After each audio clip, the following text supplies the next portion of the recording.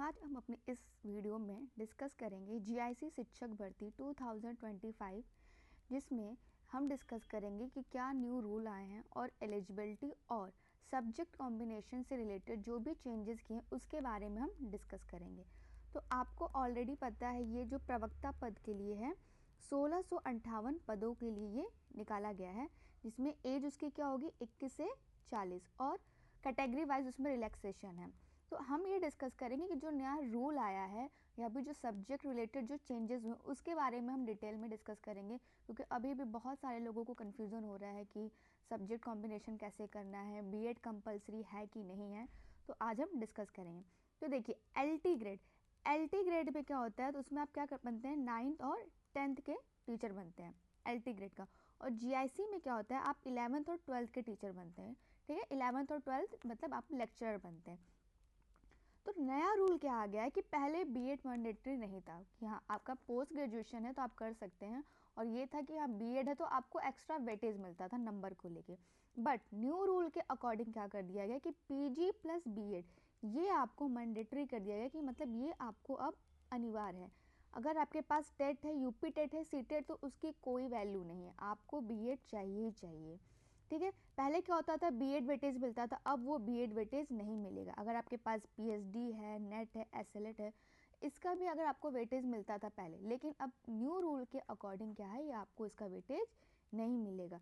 BEd अनिवार्य कर दिया गया है। एलटी ग्रेड में तो बीएड था, पीजीटी में क्या था कि अगर आपके पास पोस्ट ग्रेजुएशन है तो आपको वो अलाउ करते थे एग्जाम के लिए। बट बीएड में भी क्या किया गया कि वो एनसीटीई द्वारा मान्य होना चाहिए। ऐसा नहीं कि आपने कहीं से भी बीएड कर लिया, कोई भी प्राइवेट कॉलेज से बीएड कर लिया, बट वो एनसीटी द्वारा मान्य नहीं है, तो फिर इसमें आपको बहुत दिक्कत होगी। ज़्यादा दिक्कत ये आ रही है कि सडनली ये रूल आया है तो अब बहुत सारे लोगों को ये लग रहा होगा कि फिर से बीएड करना, बीएड के लिए फिर 2 साल लगना।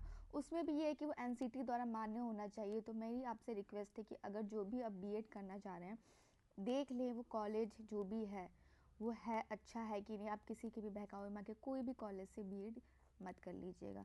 तो बहुत सारे लोगों में ये प्रॉब्लम हो रही है कि अब अचानक से बीएड उसको कंपलसरी कर दिया गया, तो कैसे बीएड करें 2 साल में, और अगर वैकेंसी इधर बीच आ गई तो फिर हमारा बहुत लॉस होगा। तो मतलब ये था कि अब पहले ये होता था कि बीएड अगर आप है तो उसको आपको वेटेज मिलता था, लेकिन अब वेटेज जैसा कुछ नहीं है, आपको बीएड कंपलसरी है। 300 नंबर का आपका एग्ज़ाम होगा, सिलेक्शन होगा। नई नियमावली के अनुसार अब आपको एग्ज़ाम के अनुसार ही आपका सिलेक्शन होगा, आपका जो भी नंबर बनेगा। सब्जेक्ट कॉम्बिनेशन में इन्होंने क्या चेंजेस किए हैं कि हिंदी में जो है पोस्ट ग्रेजुएशन तो होना ही चाहिए, प्लस इन्होंने क्या किया है कि संस्कृत प्लस कला इसमें भी ग्रेजुएशन कर दिया है कि हिंदी में आप पोस्ट ग्रेजुएशन तो है ही। अब बहुत सारे लोगों को ये प्रॉब्लम हो रही है कि संस्कृत प्लस कला उसमें भी ग्रेजुएशन होना चाहिए। तर्क शास्त्र जैसे उसमें दर्शन शास्त्र में क्या होना चाहिए, आपका पीजी होना चाहिए। लेकिन बहुत सारे सब्जेक्ट ऐसे भी हैं जिसमें आपको क्या है, आपसे बीएड नहीं मांगा गया, जैसे गृह विज्ञान, वाणिज्य, कला, संगीत, इसमें क्या है आपको पीजी सिर्फ पोस्ट ग्रेजुएशन मांगा गया है, इसमें आपको बीएड नहीं मांगा गया है। इन चारों सब्जेक्ट, ऐसे भी बहुत सारे सब्जेक्ट हैं जिसमें आपको बीएड नहीं मांगा गया। अधिमानी अर्हता नहीं चाहिए, अधिमानी अर्हता नहीं चाहिए कि मतलब कि पहले क्या होता था कि बीएड अगर आपके पास नहीं है तो अगर होता है कि आप एग्ज़ाम में एलिजिबल है तो कुछ आपको उस हिसाब से रूल के अकॉर्डिंग कि हाँ आपको उसमें अलाउ किया जाता था।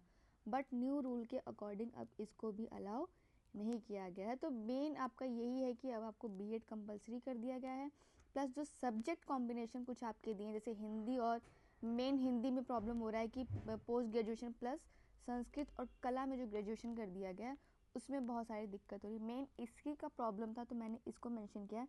बाकी किसी सब्जेक्ट में कोई इतनी प्रॉब्लम नहीं है। गृह विज्ञान, वाणिज्य, कला, संगीत, इसमें आपको तो पोस्ट ग्रेजुएशन चाहिए, बीएड इसमें कंपलसरी नहीं है।